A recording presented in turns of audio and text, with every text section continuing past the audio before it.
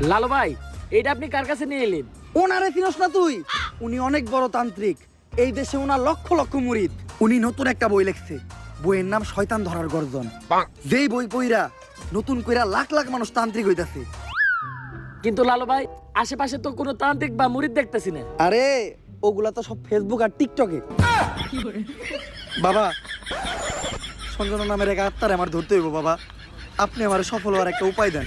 যদি সফল হতে চাও তাহলে আমার লেখা এই বইটি নাও, শয়তান ধরার গর্জন। এই বইটি নেওয়ার সাথে সাথেই তোমার জীবনে থাকবে না কোনো অর্জন। আমি কথা দিয়ে কথা রেখেছি, শয়তান আসেনি তো ফিরে। আমি শয়তান তাড়ানো গল্প লিখেছি আমার সারাটি জীবন ধরে। আমি অন্ধকারে মোমবাতি জ্বালিয়েছি, তবুও পাইনি ভূতের খোঁজ। আমি ভূতের অপেক্ষায় ছিলাম, ভূত নিজেই হয়েছিল নিখোঁজ। শয়তান ধরার গর্জন, পৃষ্ঠা নাম্বার চুদলিংপং। বাবা, এটা তো মন্ত্র না, ছন্দ কইলেন। মার্কেটে আপাতত ছন্দই চলে।